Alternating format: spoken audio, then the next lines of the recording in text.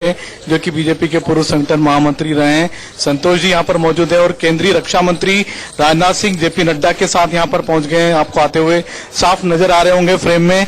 और पूरी तैयारियां यहाँ पर हो चुकी हैं। पूरा परिवार सुषमा स्वराज का पहुंच चुका है पहले से। यहाँ पर वेन में उनका पार्थिव शरीर है जो अब निकाल करके सीधे यहाँ पर रखा जाएगा और उसके बाद में अंतिम संस्कार कुछ ही देर में शुरू होगा। केंद्रीय मंत्री रविशंकर प्रसाद, पूर्व मंत्री विजय गोयल, संघ के सारे समस्त पदाधिकारी, कृष्ण गोपाल सह संचालक यहाँ पर मौजूद हैं। यहाँ पर तमाम सारे नेता जो कि सुषमा स्वराज के साथ जुड़े हुए थे, जिन्होंने सुषमा स्वराज के साथ किसी न किसी तरह से काम किया था कभी न कभी, वो सारे के सारे लोग यहाँ पर मौजूद हैं। और सिर्फ बीजेपी के ही नहीं, बिल्कुल, और तस्वीरें हम देख पा रहे हैं। संजय, हम आपके पास आते हैं, तस्वीरें देख पा रहे हैं। अलग दलों के नेता गुलाम नबी आजाद, आनंद शर्मा तस्वीरों में दिखाई दे रहे हैं, रामदास आठवले हैं तस्वीरों में दिखाई दे रहे हैं। और साथ ही जो दूसरी तस्वीर है जिसका जिक्र संजय कर रहे थे, क्रेमेटोरियम पहुंच चुका है, शवदाह गृह पर पहुंच चुका है उनका पार्थिव शरीर। और शायद इंतजार है प्रधानमंत्री मोदी के वहां पर पहुंचने का, जिसका जिक्र संजय कर रहे हैं। और लगातार वहां पर बड़े नेताओं की मौजूदगी है और अलग अलग दलों के नेताओं की मौजूदगी, जो इस बात को साबित करती है कि उनकी जो स्वीकार्यता थी वो दलों से अलग हटकर थी, वो विचारधारा से ऊपर हटकर थी। राजनीतिक तौर पर वो मुखर थी, बहुत ओजस्वी थी, बहुत तीखी थी, लेकिन कभी उन्होंने व्यक्तिगत जीवन में इसको आड़े आने नहीं दिया। और पूरे राजकीय सम्मान के साथ उनको अंतिम विदाई, और इसकी पूरी तैयारी वहां पर है। आखिरी विदाई, अंतिम सफर, और इसके बाद बस सबसे थोड़ी देर बाद अब उनका जो पार्थिव शरीर है वो पंच तत्वों में विलीन कर दिया जाएगा। सिर्फ संजय, सिर्फ इंतजार है प्रधानमंत्री का।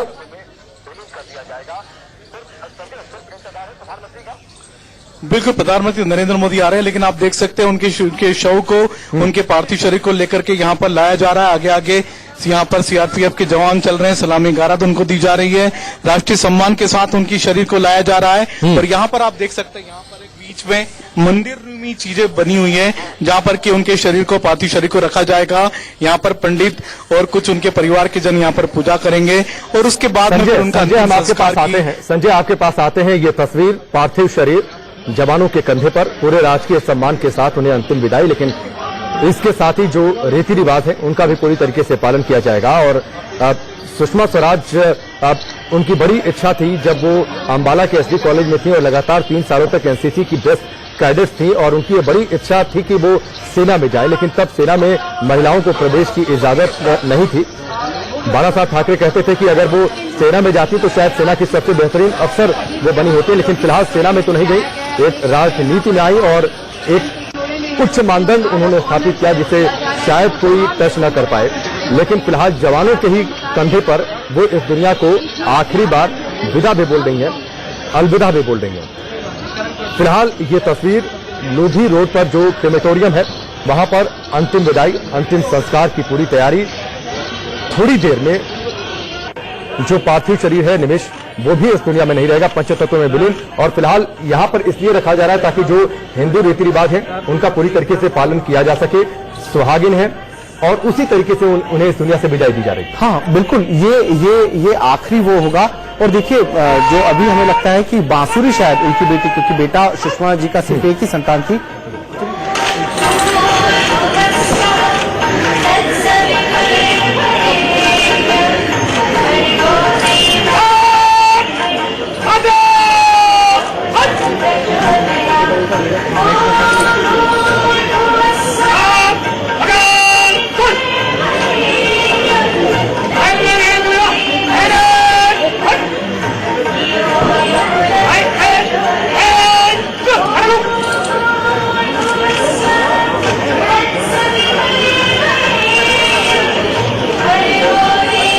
अब अपनी बात पूरी करें, फिर मैं मनीष की तरफ करूं। ये गायत्री मंत्र का उच्चारण शुरू हो रहा है और इसी के साथ अब यहाँ पर उनकी बेटी या उनके परिजन जो हैं वो अंतिम विधान होता है उसको पूरा करेंगे। और उसके बाद फिर इनके पार्थिव शरीर को विद्युत शवदाह में ले जाया जाएगा। इससे पहले, क्योंकि बहुत सारे ऐसे हमारे जो विधान हैं जिसमें परिक्रमा होती है, आप देख रहे हैं कि अभी बांसुरी हमें इन तस्वीरों में दिख रही है, बांसुरी हैं, स्वराज जी हैं उनके पति, और उनके जो और परिजन थे उन्होंने एक परिक्रमा की है, वो अब वहां पर खड़े हैं। अब ये आखिरी बार पूजन होगा इनके उसमें, और उसके बाद उसके बाद ये देखिए ये अभी जो रीति रिवाज है वो शुरू हो चुके ठीक है निमिष जी, मैं आपके पास आता हूं। ये तस्वीरें लगातार टेलीविजन स्क्रीन पर हैं। आखिरी विदाई, अंतिम सफर पूरा होने वाला है। इसके बाद अनंत यात्रा पर निकल जाएंगे सुषमा स्वराज। पूर्व केंद्रीय मंत्री विनोद शर्मा ने भी देश की बेटी सुषमा स्वराज के निधन पर दुख जताया। उन्होंने कहा कि सुषमा जी का सभी के साथ एक प्रेम भरा रिश्ता रहा। हर खेमे के लोग उन्हें पसंद करते थे।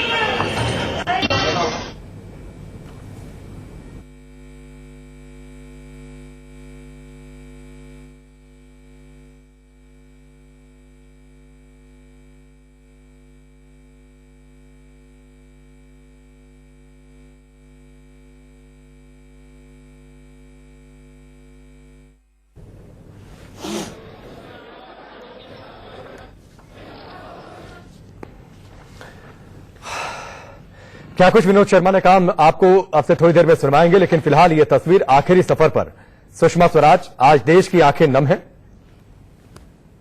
देखिए पूजन शुरू हो गया है। हमारे साथ बातचीत करने के लिए पूर्व केंद्रीय मंत्री विनोद शर्मा जी मौजूद है। सर, एक बड़ा दुखद समाचार कल मिला। लगातार इस बात की चर्चा थी, लगातार लोग कह रहे थे कि नहीं अभी तबियत ठीक है, लेकिन फाइनली ये कॉल आया कि हाँ भाई सुषमा स्वराज हमारे बीच में। ये पूरा देश विदेश से कई लोग भी आए जो अपनी श्रद्धापूर्ण श्रद्धांजलि उनको दे रहे हैं। पार्थिव शरीर थोड़ी देर में क्रिमेटोरियम। देश से कई लोग भी आए जो अपनी श्रद्धापूर्ण श्रद्धांजलि उनको दे रहे हैं। पार्थिव शरीर थोड़ी देर में क्रिमेटोरियम आए। बहुत दुख की बात है, ये इतना नुकसान है। देश ने एक अच्छी बेटी को खोया है और शायद ही इसकी भरपाई हो सके। हम सबको बहुत दुख है। सुषमा जी की बहुत कंट्रीब्यूशन थी देश के प्रति और उनका जो कार्यकाल रहा एज मुख्यमंत्री, कैबिनेट मिनिस्टर, बहुत ही लोगों के साथ बहुत संपर्क था, लोगों के साथ बहुत प्रेम था और हर तरफ से लोग उनको पसंद करते थे। आज लोग उनके भाषणों को याद कर रहे हैं। जिस तरीके से वो विदेश मंत्री थी, ट्विटर के जरिए जनता से जुड़ी, उसको भी लोग आज काफी याद कर रहे हैं। तो अपने वक्त में, अपने कॉलेज डेज में, अपने यूनिवर्सिटी डेज में सुषमा जी बहुत अच्छी डिबेटर भी रही है, लेकिन एक बहुत अच्छी इंसान थी जिनके मन में दूसरों के प्रति बहुत भावना थी। तो जो भी पीड़ित था, जिसको भी जरूरत थी, सुषमा जी उसकी मदद करती थी। बहुत शुक्रिया सर हमसे बातचीत करने के लिए। कैमरामैन शरद के साथ रत्नाकेश टंडन, इंडिया न्यूज दिल्ली। फिलहाल ये तस्वीरें आखिरी सफर अनंत यात्रा पर निकल पड़ी हैं सुषमा स्वराज। और तस्वीरें देखिए, एक साथ बड़े नेताओं की मौजूदगी और सिलसिलेवार तरीके से देखिए। जेपी नड्डा, भारतीय जनता पार्टी के कार्यकारी अध्यक्ष, उसके बाद अमित शाह थे, प्रधानमंत्री मोदी थे, उसके बाद रामदास अठावले भी तस्वीरों में आगे दिख रहे थे और बड़े नेताओं की सिलसिलेवार तरीके से आप देखते जाइए। भारतीय राजनीति का हर बड़ा चेहरा इस वक्त आपको लोधी क्रेमेटोरियम पर दिखाई देगा। ये इस बात को साबित करता है कि दलों से अलग हटकर, विचारधाराओं से परे उनकी मान्यता थी, उनकी स्वीकार्यता थी और यही वजह है कि सभी लोग वहां पर पहुंचे हुए। मनीषी, आपने तस्वीरों का जिक्र किया, जो वीडियो सब दर्शक देख रहे हैं, इसमें आप देखिए कि भूटान के भी प्रतिनिधि बैठे दिखाई दे रहे हैं। अगर आप देखिए, चूंकि खुद पूर्व विदेश मंत्री रही हैं और चूंकि लोकप्रियता का पैमाना उस चरम पर सुषमा जी ने जो एक मानदंड स्थापित किए थे, उसी के तहत श्रद्धा सुमन अर्पित करने न केवल बीजेपी के नेता बल्कि across the line, across the party और विदेशी मेहमान भी आप प्रतिनिधि के रूप में देख सकते हैं। भूटान के प्रतिनिधि वहां बैठे दिखाई दे रहे हैं और यही वजह है मनीष जी जो आप जिक्र कर रहे हैं कि अलग अलग दलों से लोग उन्हें उनके अंतिम दर्शनों के लिए पहुंचे। सभी देशों से कमूमन जैसे ही ये खबर सामने आई, निकल कर आई कि सुषमा स्वराज इस दुनिया में नहीं है, तो अलग अलग देशों से शोक संदेश की बाढ़ सी आ गई। और फिलहाल ये तस्वीरें जो वहां पर पार्थिव शरीर रखा हुआ है, पार्थिव शरीर के ठीक बगल में उनकी बेटी बांसुरी और स्वराज कौशल जो उनके पति, वो बैठे हुए हैं। और इसके बाद जो विधि विधान होता है, अंतिम संस्कार का जो पूजा पाठ, जो कर्मकांड होता है, वो इस वक्त पूरा हो रहा है। मनीषी जी, आप देखिए, चूंकि बांसुरी उनकी अकेली संतान है, आप देखिए सारे कर्मकांड यहीं पर होगा और इसके बाद जो ऊपर राष्ट्रीय ध्वज है वो हटाया जाएगा, फूल मालाएं हटाई जाएंगी और उसके बाद उन्हें और सतीश जी, यहाँ पर जो प्रक्रियाएं होती हैं अंतिम संस्कार के समय हिंदू रीति रिवाज के मुताबिक, वो इसीलिए यहाँ पर पूरी कर दी जा रही है क्योंकि इलेक्ट्रिक क्रीमेटोरियम है। समय कम लगता है, समय कमी नहीं, वहां पर नहीं की जा सकती है। वहां पर तो नहीं की जा सकती है। वो ये हिंदू रीति रिवाज के हिसाब से ये पहले ही पूरा होना चाहिए, चाहे वो गांव में हो या शहर में हो, उसके पहले ही पूरा किया जाता है। और अंत में तो राकेश भाई यही कहा जा सकता है कि भारतीय राजनीति में एक प्रखर वक्ता का जो शब्द गूंजता था संसद और संसद के बाद, आज वो शून्य पड़ गया है। मनीष जी, जो आप जिक्र कर रहे थे, बांसुरी आगे है, जो देखिए ये परिक्रमा जो हम वैसे ये देखा जाए, जब चिता होती है एक परंपरागत उसमें होता था, तो उसमें परिक्रमा होती है।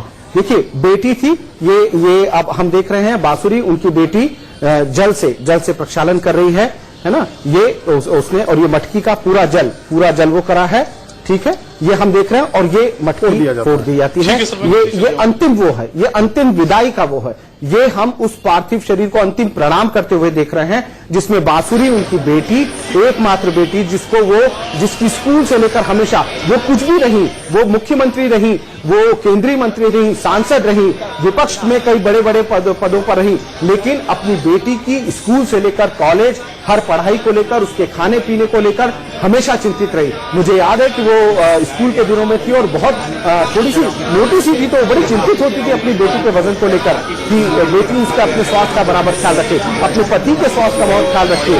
ये दोनों की तस्वीरें जो हम देख रहे हैं, दरअसल पूरे परिवार की भूमि थी।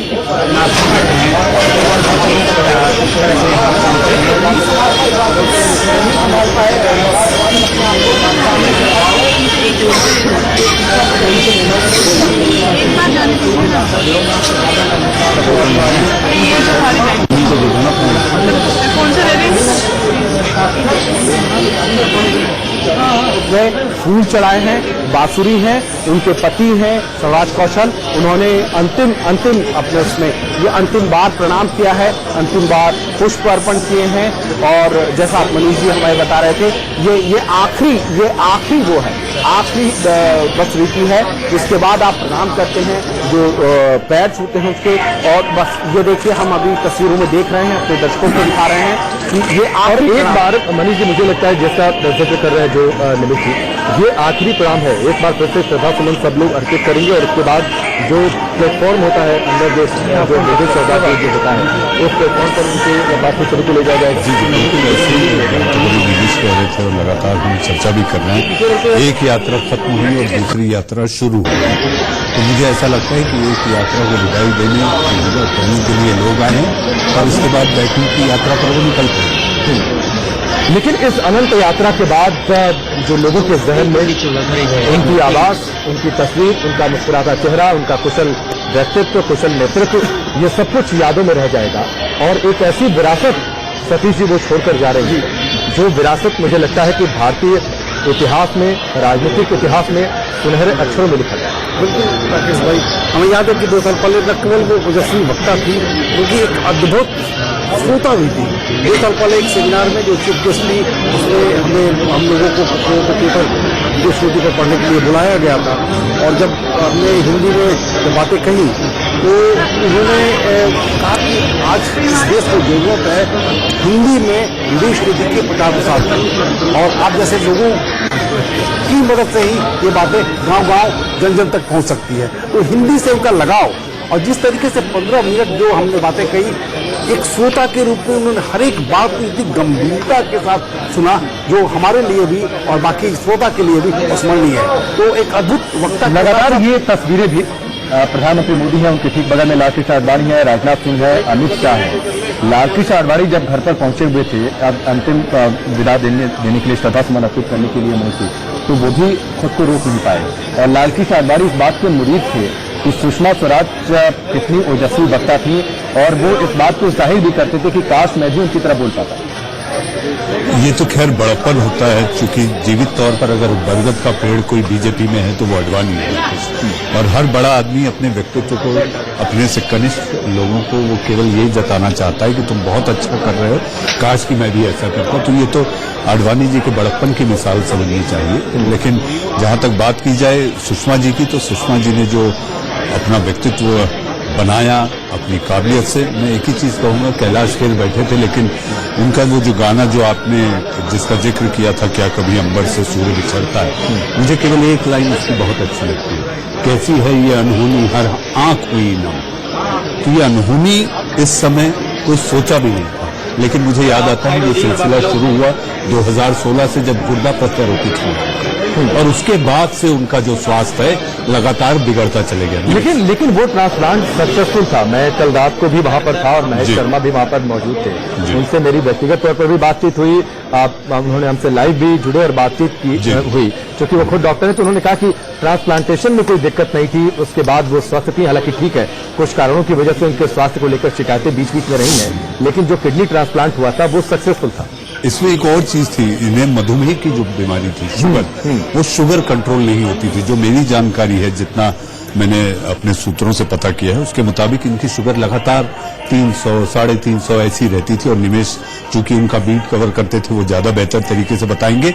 लेकिन ये जो स्वास्थ्य के खराब होने का सिलसिला शुरू हुआ, ठीक है, प्रत्यारोपण भले ही ठीक हुआ हो, लेकिन आपके शरीर में जब फॉरेन पार्टिकल चला जाता है तो उसके बाद कुछ न कुछ, और चूंकि शुगर मधुमेह का होना, मुझे ऐसा लगता है कि ये उसकी बड़ी वजह बना। हाँ मनीष भाई, जैसे इस बीच शरद यादव भी वहां पर, शरद यादव ने ये हम जो राजकीय सम्मान की बात कर रहे हैं, उसका ये पार्ट है। और राजकीय सम्मान तो इसलिए होता है कि जो भी केंद्रीय मंत्री, विदेशी मेहमान जो होंगे, डिग्निटरीज, यदि राजदूत हैं या आसपास के आपके देशों के प्रधानमंत्री, राष्ट्रपति कोई आए हैं, वो लोग एक पुष्प चक्र जो है वो देते हैं। तो हम देख रहे हैं रामदास अठावले थे, हम एक एक कर जो भी बड़े सेलिब्रिटी जो डिग्निटरीज हैं वो उन लोगों को उसमें देख रहे हैं कि वो एक एक कर आते हैं। और ये अभी हमने इससे पहले जो देखा, नबी आजाद, हाँ, वो हिंदू रीति रिवाज खत्म हुए। अब ये राजकीय सम्मान के अंतिम वो है। अब यहाँ पर एक एक कर राजकीय उसमें दो पायलट के साथ ये पुष्प चक्र देंगे। अभी हम देख रहे हैं अशोक गहलोत हैं राजस्थान के मुख्यमंत्री। तो इस तरह से एक एक कर सभी लोग आकर, तो ये देखिए दोनों उसमें, ये एक तरफ हम हिंदू रीति दिखा रहे हैं और दूसरे हमारी जो तस्वीरें हैं उसमें हम देख रहे हैं कि ये राजकीय सम्मान। और लगातार ये जो तस्वीरें हैं, ये भारतीय राजनीति में उनकी स्वीकार्यता के स्तर तक थी, जिसका हम लगातार जिक्र कर रहे हैं। देखिए, कांग्रेस के वरिष्ठ नेता आनंद शर्मा, लगातार इससे पहले गुलाम नबी आजाद, उससे पहले जो हमने तस्वीरें देखी अशोक गहलोत, जिनका आप जिक्र कर रहे थे, अलग अलग पार्टियों के नेता, अलग अलग विचारधाराओं के नेता, सारी सीमाएं आज टूट गई हैं, उनको अंतिम विदाई। बिल्कुल राकेश भाई, देखिए मनीष भाई ने बहुत अच्छी बात कही थी। वो देखिए, वो ध्यान दीजिए कि उन्होंने कभी भी कोई विवादास्पद बयान और व्यक्तिगत विवादास्पद बयान सुषमा स्वराज ने कभी किसी व्यक्ति के बारे में नहीं दिया।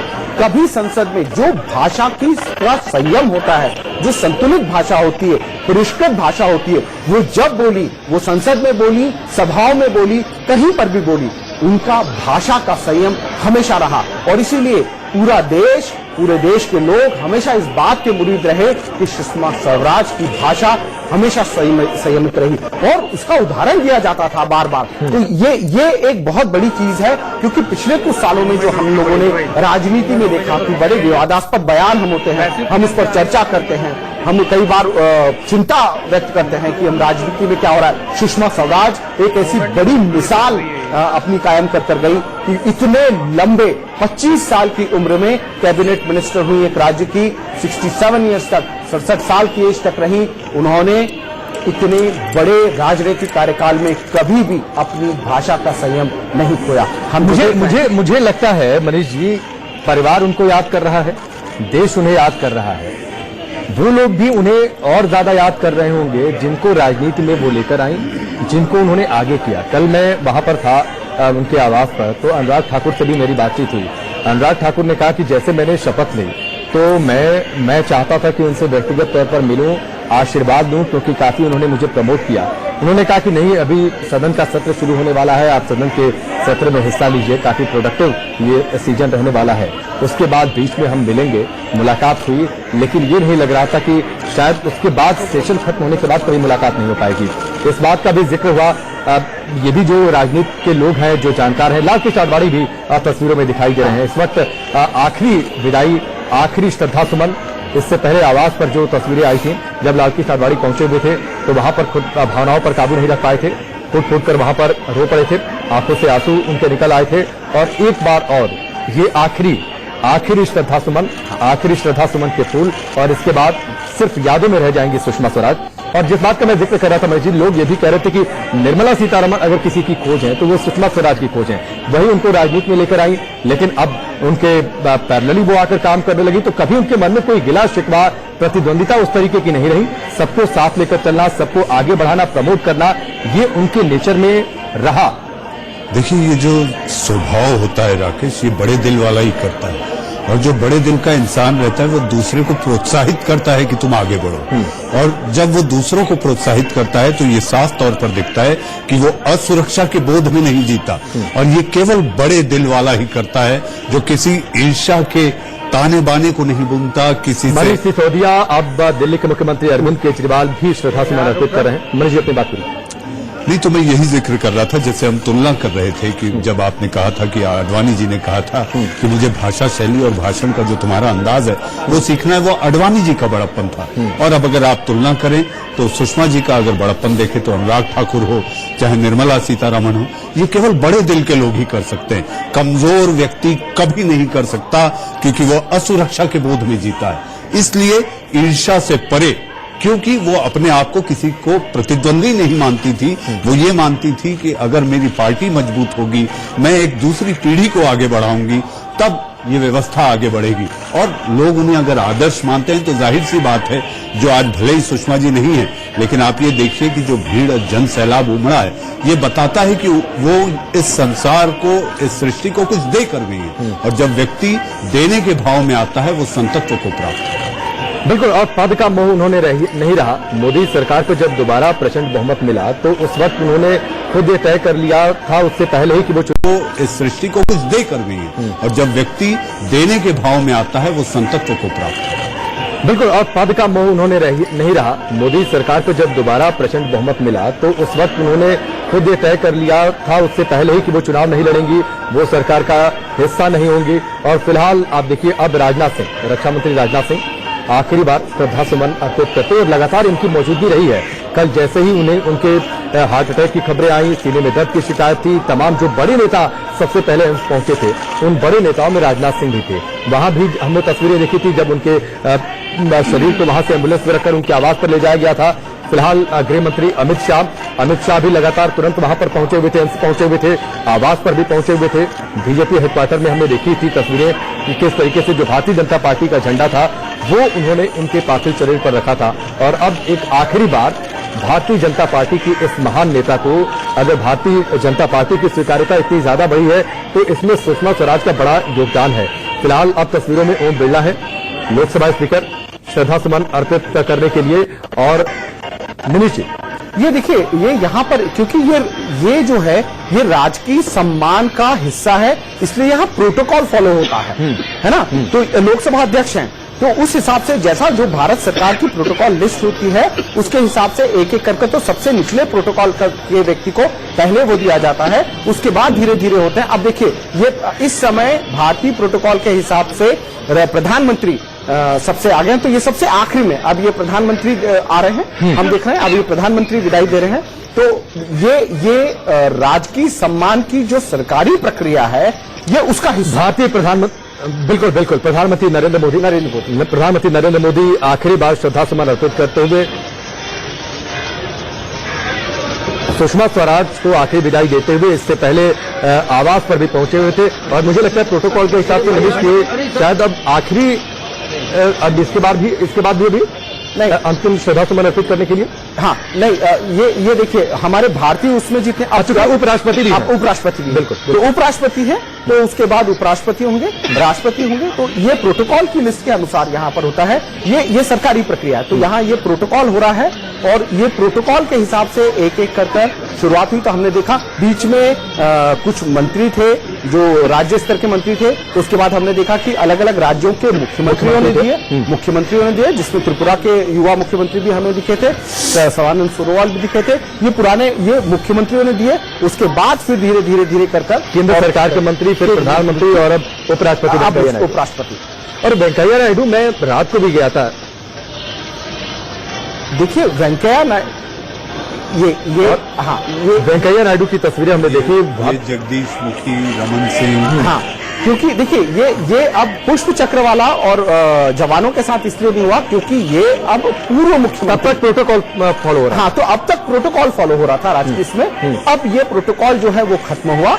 अब इसके बाद ये आखिरी वक्त है जिसमें जो बचे हुए हैं वो आकर इसमें दे सकते हैं। ये देखिए श्रद्धा सुमन जो अर्पित कर रहे हैं ये वो लोग हैं जो पहले प्रोटोकॉल की लिस्ट में थे लेकिन अभी वो लिस्ट में नहीं है, लेकिन वो आ सकते हैं। ठीक है। और ये मनीष जी, मैं चाहूंगा इन तस्वीरों के जरिए आप भी आगे बात रखें, क्योंकि लगातार जो बड़े शाहनवाज हुसैन को हमने देखा, शिवराज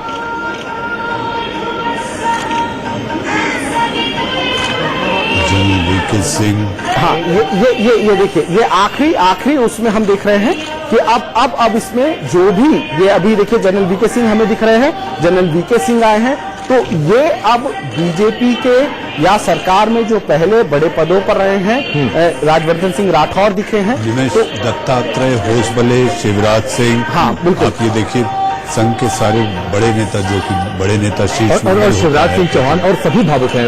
उपराष्ट्रपति वेंकैया नायडू की भी तस्वीर, मैं रात को भी था उस वक्त वहां पर, वेंकैया नायडू पहुंचे हुए थे, रात को 2 बार आए, सुबह वो पहुंचे बहुत, और हर बार जब आए तो भावुक देखिए अरुण जी हैं, तो ये आपको मनोज तिवारी हमको दिख रहे हैं, अभी ये दिल्ली से सांसद है।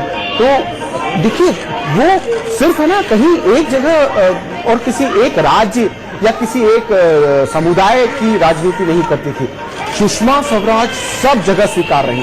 वो वैसे पंजाब हरियाणा की तरफ से थी, लेकिन विदिशा में जब गई तो शिवराज सिंह चौहान ने बिल्कुल बीजेपी के पूर्व मंत्री अशोक प्रधान भी आप देख रहे हैं, हाँ, संजय सिंह आपको देखेंगे, तो वो सभी लोग आपको मिलेंगे इसमें, क्योंकि उनका व्यक्तित्व ऐसा था वो।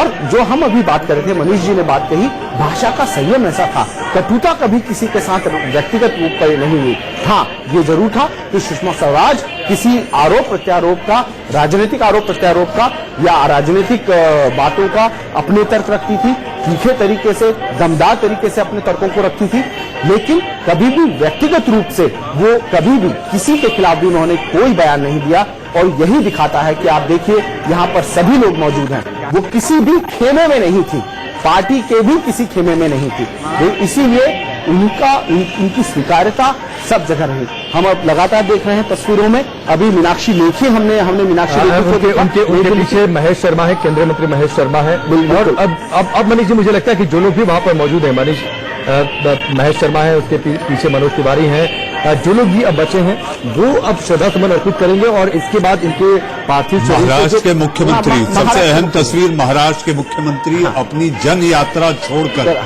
इस अंत्येष्टि में शामिल होने के लिए पहुंचे। देवेंद्र फडणवीस अपनी श्रद्धांजलि अर्पित करते हुए अपने उनकी वहां पर, चूंकि महाराष्ट्र में अक्टूबर में चुनाव, ये देखिए देवेंद्र फडणवीस महाराष्ट्र के मुख्यमंत्री अपनी जन यात्रा छोड़कर, महीने भर की जन यात्रा है वो छोड़कर, उसे बीच में छोड़कर अपने श्रद्धा सुमन अर्पित करने। प्रहलाद पटेल को आप देखिए, प्रहलाद पटेल पर्यटन मंत्री, सांस्कृतिक और पर्यटन मंत्री प्रहलाद पटेल, और मुझे ऐसा लगता है कि अब श्रद्धा सुमन का सिलसिला भी खत्म हुआ। इसके बाद अब वहां से पार्थिव शरीर को उठाया जा रहा है और जो क्रेमेटोरियम का जो प्लेटफॉर्म होता है वहां पर लेकर जाएंगे सतीश जी,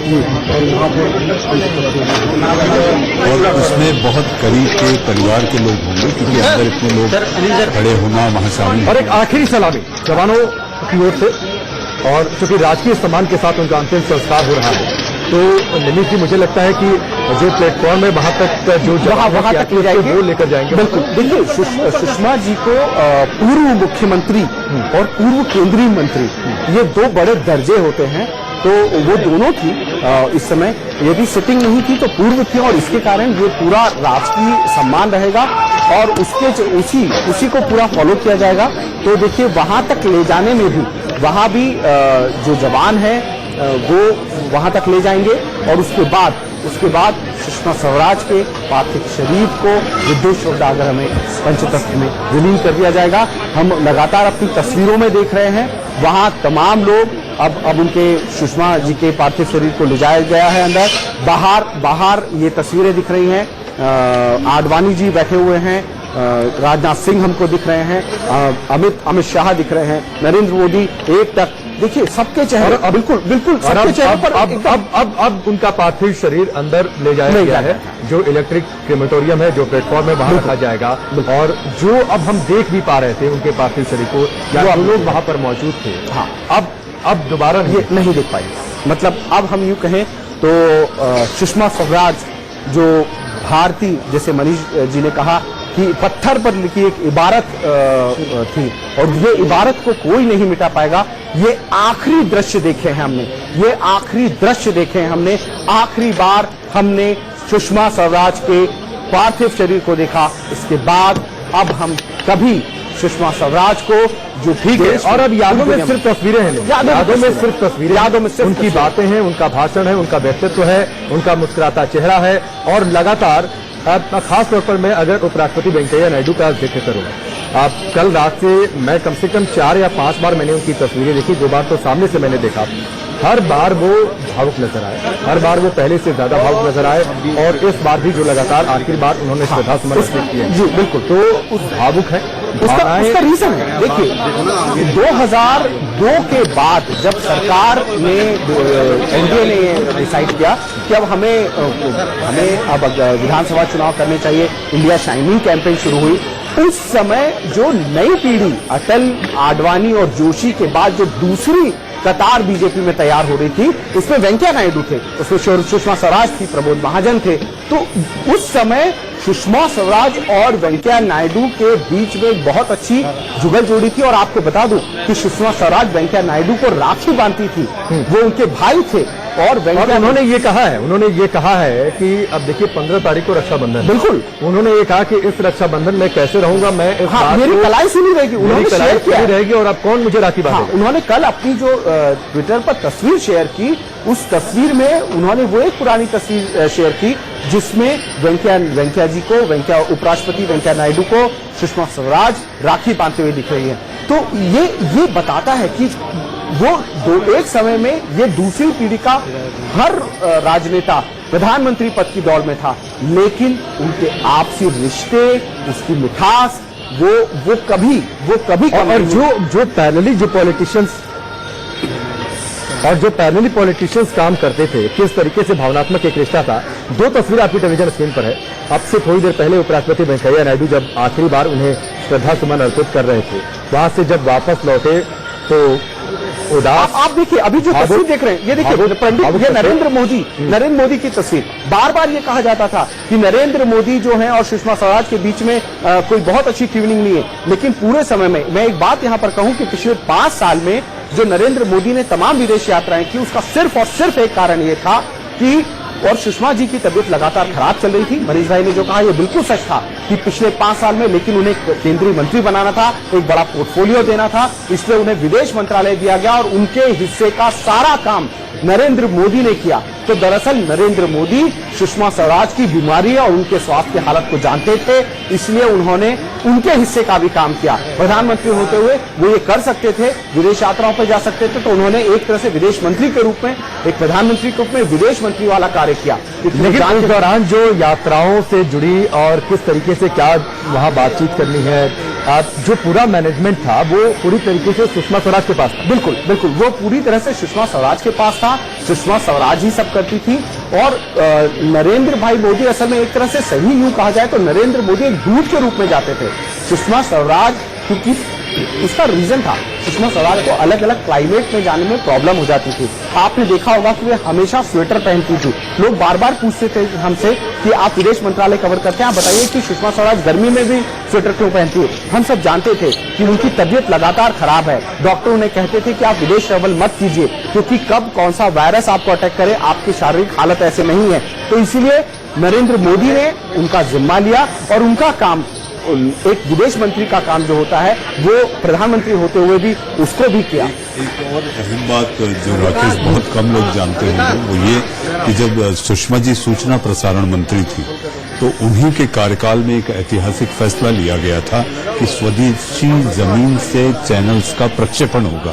तो लाइव अर्थ स्टेशन जो पहला शुरू हुआ था जो हमारी स्वदेशी जमीन से, वो उनके कार्यकाल का ऐतिहासिक फैसला था। ये शायद बहुत कम लोग जानते होंगे कि उनकी विचारों के तहत, एग्जीक्यूशन के तहत जो उनकी काम करने की शैली थी, वो शैली बताती थी कि विचार और विजन, जो दूरदर्शिता, दूरदृष्टि जो थी, वो उनमें ये तस्वीर टेलीविजन स्क्रीन पर है। मुझे लगता है इस पर भी थोड़ी सी बातचीत करनी चाहिए। हरियाणा के मुख्यमंत्री तस्वीरों में दिखाई दे रहे हैं। तमाम जो नेता हैं, रामविलास पासवान हैं, तमाम जो नेता हैं वो मौजूद हैं। और कहां पर खड़े हैं? अंदर जहां पर प्लेटफॉर्म पर ले जाया गया है, अंदर तो नहीं जा सकते सभी, लेकिन सुषमा स्वराज, अब ये तस्वीर इस बात को बयां करती है कि सब कुछ छोड़कर, इस दुनिया को छोड़कर एक ऐसे अनंत सफर पर निकली हैं जिसका जिक्र मनीष जी आप कर रहे थे कि अब वैकुंठ यात्रा पर वो निकल पड़ी हैं। पूरी दुनिया एक ओर, सारे लोग एक ओर। ये जगह ये जो तस्वीर है इस विभाजन को दर्शा रही है कि दुनिया इधर है और वो अब अनंत यात्रा पर निकल पड़ी है, सब कुछ होकर। देखिए राकेश, एक तो इंसान के जीवित जीवन में वो जो काम करता है वो हमेशा याद होते हैं। जैसा कि एम्बुलेंस में उनका पार्थिव शरीर जब बीजेपी से, चाहे धवलदीप बिल्डिंग से बीजेपी दफ्तर आ रहा था और फिर लोधी रोड आया शवदाग्रह, यहाँ पर लोग कह रहे थे जब तक सूरज चांद रहेगा सुषमा तेरा नाम रहेगा। तो ये सारी बातें, ये उद्गार तभी आते हैं जबकि इंसान उस कीर्ति को प्राप्त कर चुका होता है। एक शीर्षतम विदुषी, एक ऐसी विदुषी महिला, एक ऐसी राजनीतिक रूप से परिपक्व राजनेत्री, मैं ये समझता हूं कि भारतीय इतिहास में बहुत इक्का दुक्का महिला के रूप में, महिला सशक्तिकरण का एक ऐसा चेहरा जिसकी 6 बातें अटल हैं, वो सारे कीर्तिमान स्थापित करने के बाद एक सम्मानित ओहदे के साथ खुद को, अपने आप को अलग करते हुए एक सहज, सरल और सौम्य तरीके से अपने आप को राजनीति से किनारा कर, वो ये जानती थी। कई बार जब भी ऐसा होता है, ये आभास होता है व्यक्ति को। आप ये देखिए कि वो अपने आप को, उन्होंने 2019 के लोकसभा चुनाव से अलग रखा। शायद वो अपने आप को जान चुकी थी, जो डॉक्टर से उनके विचार विमर्श होते रहेंगे, वो ये सारी बातों को मद्देनजर ही उन्होंने चुनाव से अपने आप को दूर रखा। लेकिन हाँ, विचार विमर्श, लोगों को मार्गदर्शन देने के काम में वो कभी पीछे नहीं रही।